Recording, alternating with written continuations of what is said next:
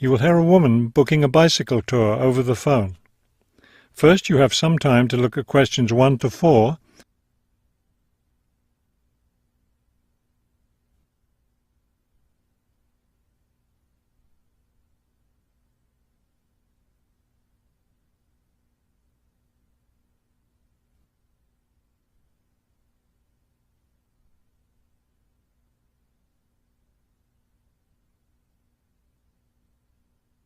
You will see that there is an example that has been done for you. On this occasion only, the conversation relating to this will be played first. Global bicycle tours. May I help you? Yes, thank you. I'd like to sign up for a bicycle tour. The man answers the phone. Global bicycle tours. So the word global has been written at the top of the form. Now we shall begin. You should answer the questions as you listen, because you will not hear the recording a second time. Listen carefully and answer questions 1 to 4. Global bicycle tours. May I help you? Yes, thank you. I'd like to sign up for a bicycle tour. Which tour were you interested in? We have the River Valley tour coming up in June and the mountain tour in July. The River Valley tour is in June. I thought it was in May. It actually takes place the first week of June. Oh, I see. Well, I can still do that. The River Valley tour is the one I want. Splendid. Just let me take your information. May I have your name, please? Carla Schmidt. That's Carla with a K, not a C. K-A-R-L-A. Thank you, Ms. Schmidt. Address? Do you need a street address, or can I give you my post office box? A post office box is fine. It's P.O. Box 257, Manchester. Thank you. Okay, next. Will you be bringing your own bicycle, or do you want to rent one from us? I'll bring my own. Excellent. Now, we provide all the meals, so we need to know if you have any dietary restrictions. I don't think so. What do you mean? I mean, if there's any food you can't eat. Some people have food allergies or are vegetarian or have to avoid dairy products, things like that. Oh, I see. Well, yes, I'm a vegetarian. I never eat meat.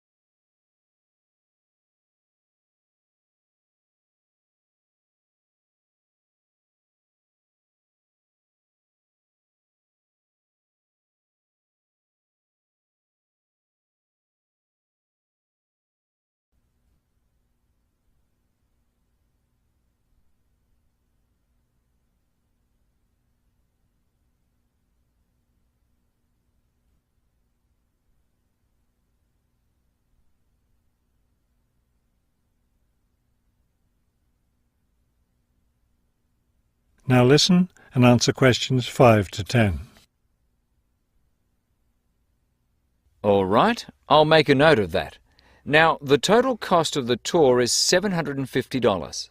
That much? The price includes everything. Food, hotel, transportation, everything. Everything? Yes, everything. The only other thing is you'll want to tip the tour guide. We usually recommend 5% of the total tour cost. A 5% tip. I guess that's reasonable.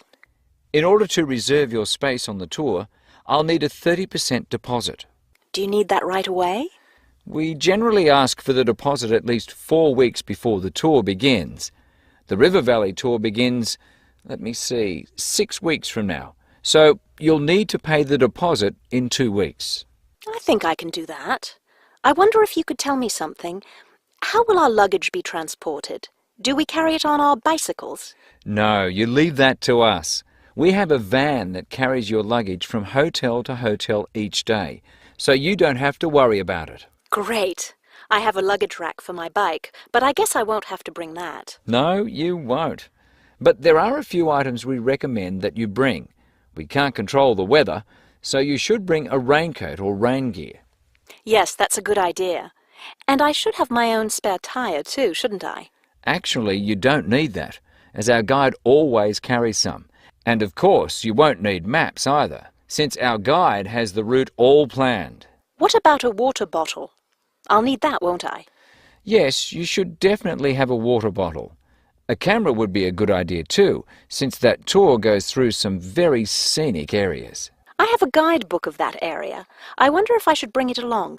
We don't recommend guidebooks. It would just be extra weight, and the tour guide knows a great deal about the area. Yes, I see.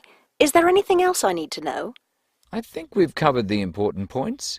I'll send you a tour brochure, and you can call again if you have any questions. Thank you very much. That is the end of section 1. You now have half a minute to check your answers.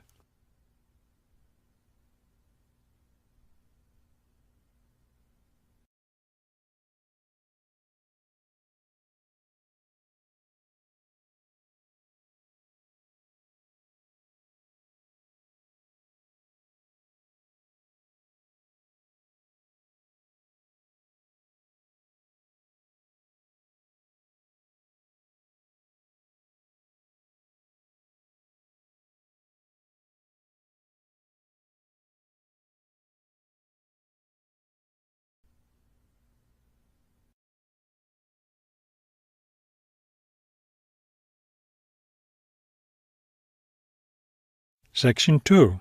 You will hear a tour of a newly renovated health club. First, you have some time to look at questions 11 to 15.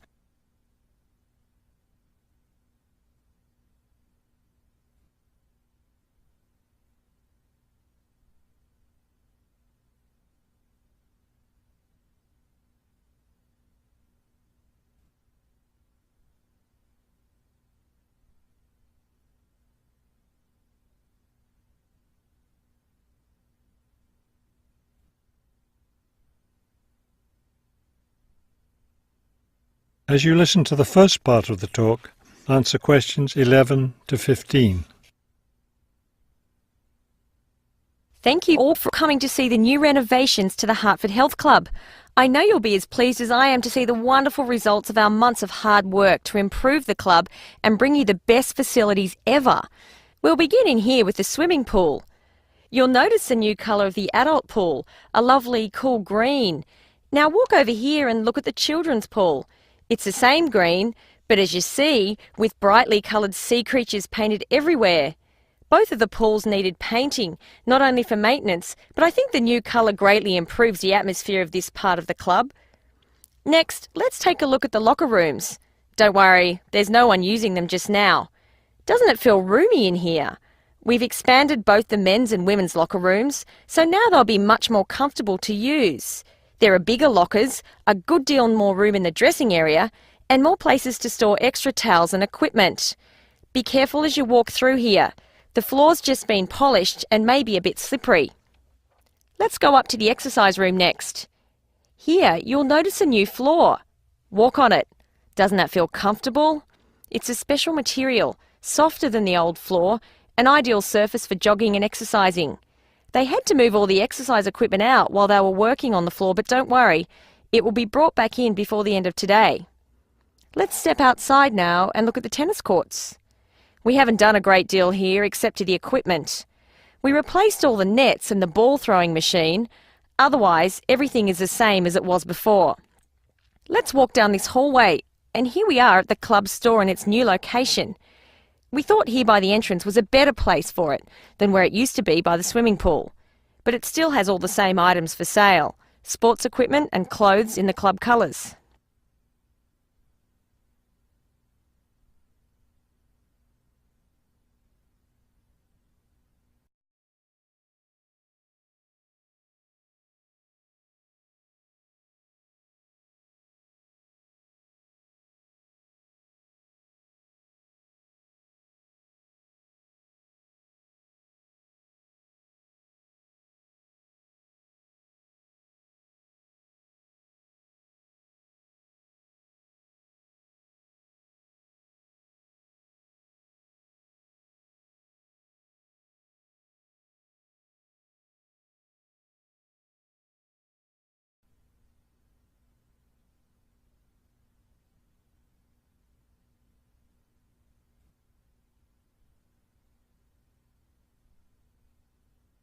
Now listen and answer questions 16 to 20. We're excited about the upcoming activities and events to take place in our newly renovated club.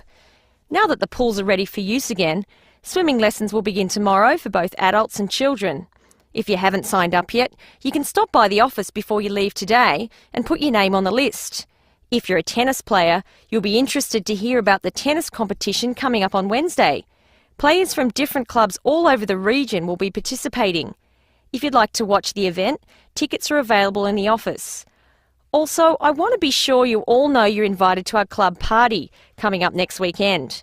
We're celebrating the completion of the renovation work, and we have a lot to celebrate.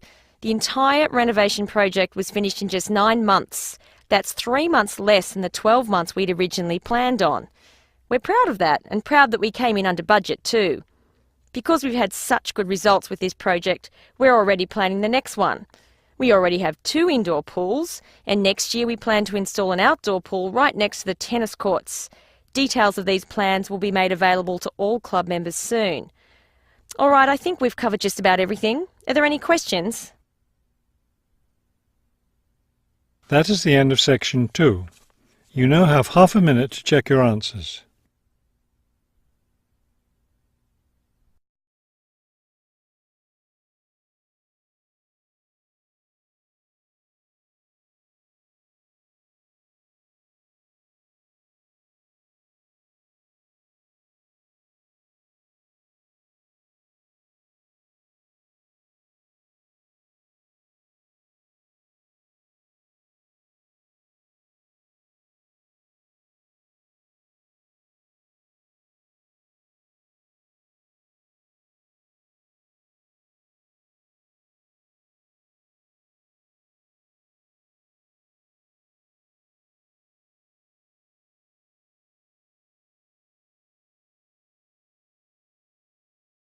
Section 3. You will hear a museum director talking to several student interns, explaining their internship duties at the museum. First, you have some time to look at questions 21 to 25.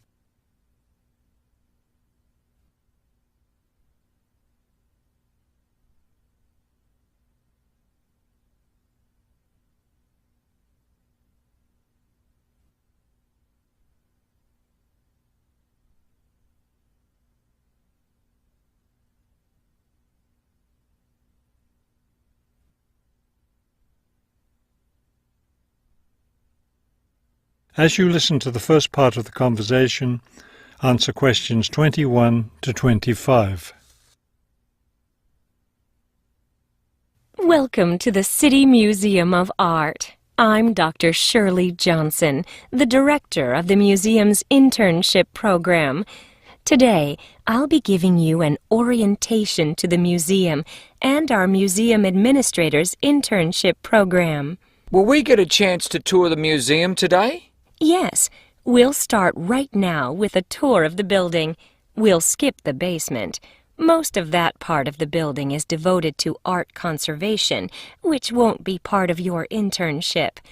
Let's begin here on the ground floor with the museum offices. I guess this is where we'll be spending most of our time, helping with the office work. You'll spend some time working in here so you can learn what the administrative duties involve. But you'll also get a chance to experience all aspects of museum work. This room in here is the Museum Tours office. I'm interested in that. I'd really like to help out with the tours. That's great, because you'll all have a chance to lead some tours, and maybe even to develop a tour of your own, too.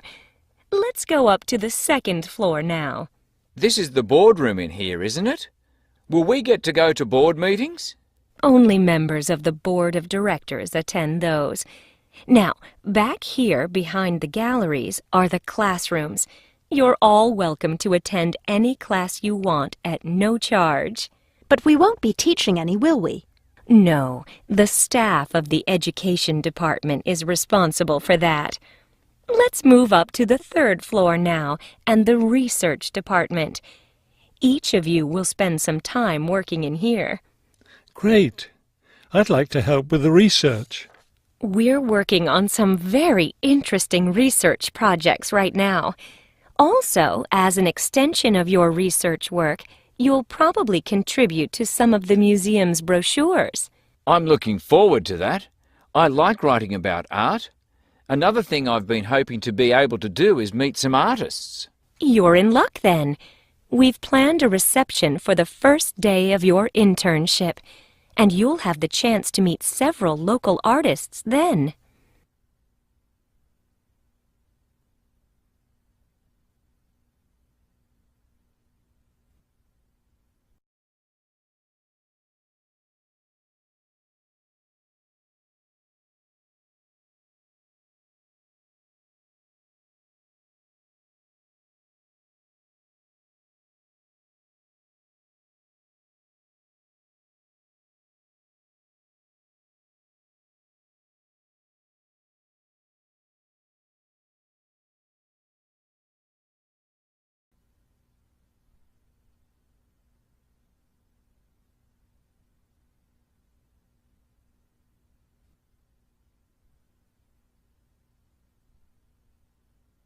Now listen and answer questions 26 to 30. Could you give us a little background of the museum? I mean, when it was built and some information about the collections and things like that? Of course. The main part of the museum was built in 1895 with a combination of public and private funds. The new wing was built 60 years later with a donation from the Rhinebeck family. That part of the museum was built for the modern art collection, wasn't it? Yes, it was. In the main part of the museum, we have a gallery devoted to works by local artists, our sculpture collection, and a small collection of classical European art. You mentioned classes earlier. What kinds of classes does the museum offer? In our adult education program, we offer a series of art history classes, and for children, we have a program of arts and crafts workshops. You can get a brochure from the office that will give you more information. I saw a lot of chairs set up in the main hall. What are those for? Those are there for tonight's musical performance. We offer a weekly concert series during the fall and winter, and of course, all of you are welcome to attend. Now, if there are no more questions, let's step into my office and I'll show you your schedules. That is the end of section 3. You now have half a minute to check your answers.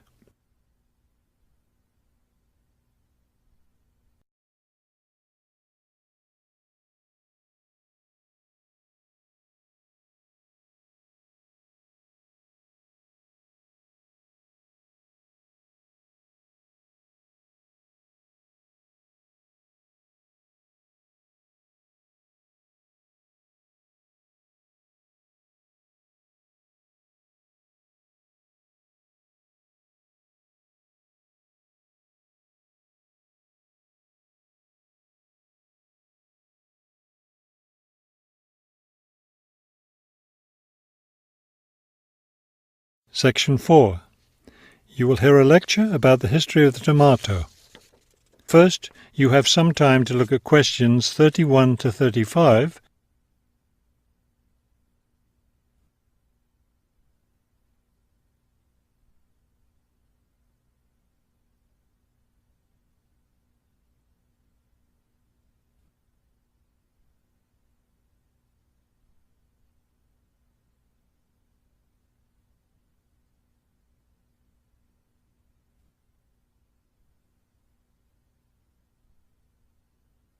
Now listen carefully and answer questions 31 to 35.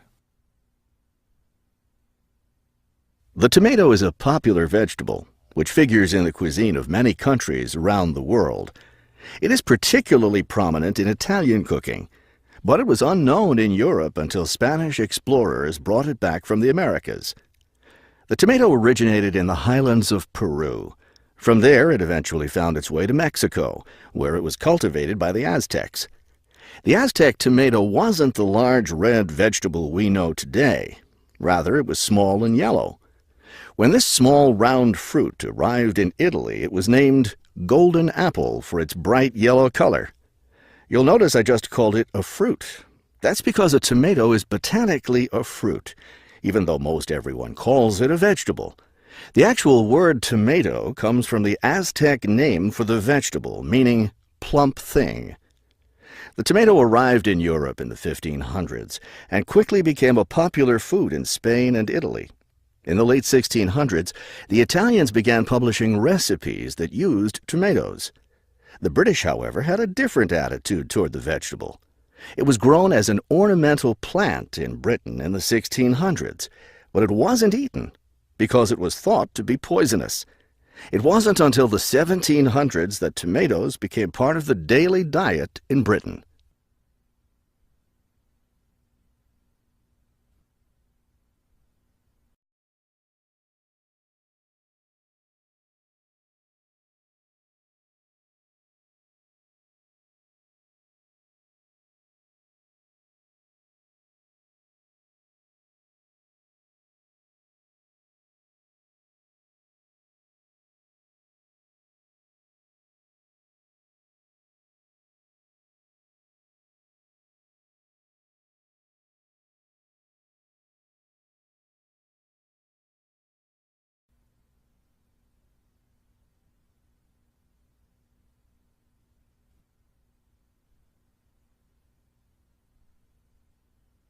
Now listen carefully and answer questions 36 to 40.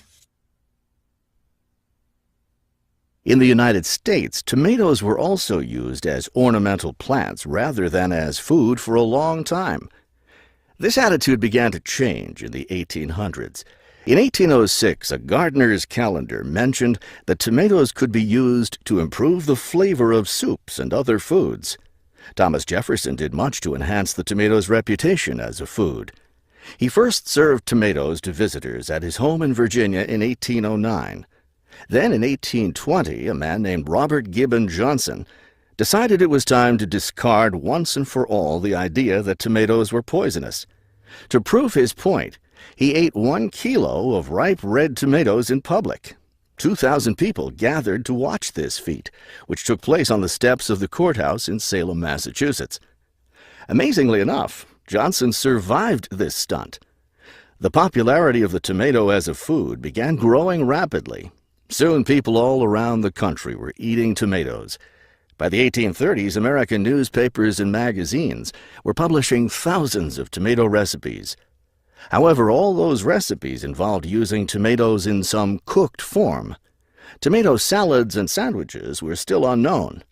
It wasn't until a century later, in the 1930s, that it became popular for people to eat raw tomatoes.